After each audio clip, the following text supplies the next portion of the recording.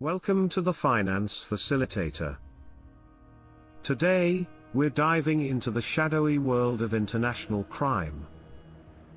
Imagine a network so vast that it stretches across 6 continents, laundering billions of dollars for criminal organizations, drug cartels, and even terrorist groups.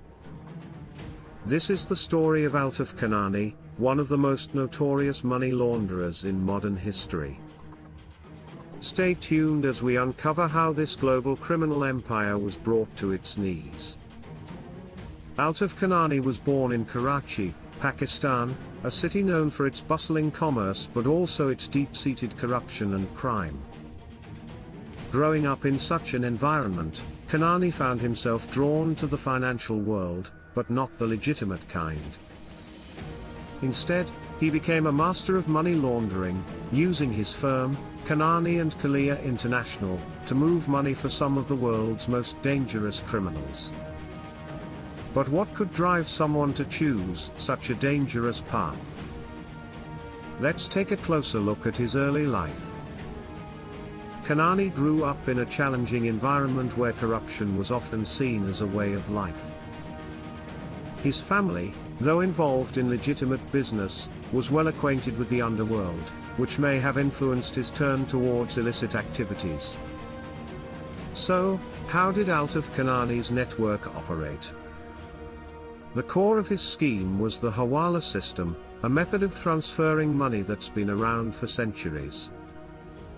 It works on trust and leaves almost no paper trail, making it nearly impossible for authorities to trace. Khanani used this system to launder billions of dollars for clients that ranged from Mexican drug cartels to terrorist organizations. His network was so sophisticated that it spanned continents, with operatives and shell companies in the Middle East, Africa, Europe, and beyond. Of course, Khanani didn't work alone. His operation included a web of accomplices, trusted associates, corrupt officials, and even family members who helped him maintain his empire. But his global network also meant global attention. Law enforcement agencies from Australia, the United States, the United Kingdom, and many others were on his trail. The international community had to cooperate on an unprecedented level to bring down this criminal mastermind. But one country that played a particularly crucial role was Australia.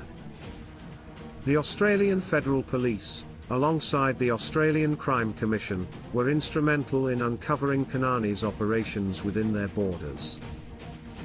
In 2014, they set up a high-risk sting operation, baiting Khanani with a $1 million honeypot. This was the beginning of the end for Khanani, as Australian authorities gathered the evidence needed to dismantle his network. In 2016, Altaf Khanani was finally captured in Panama, thanks to the combined efforts of international law enforcement. He was extradited to the United States, where he faced trial and was sentenced to 68 months in prison. Khanani's arrest sent shockwaves through the criminal underworld. His network was dismantled, and many of his accomplices were arrested or went underground. But the story doesn't end there. Khanani's case had a significant impact on global money laundering regulations.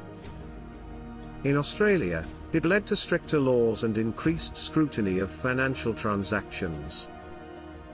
Authorities worldwide realized that the fight against money laundering requires constant vigilance and international cooperation. Khanani's downfall was a major victory, but it also highlighted the ongoing battle against financial crime. So, what do you think? Was Altaf Khanani destined for a life of crime, or was he a product of his environment? Let me know your thoughts in the comments below. If you enjoyed this video, don't forget to hit that like button, share, and subscribe for more deep dives into the world of true crime. Stay tuned for our next video, where we uncover another shocking criminal empire.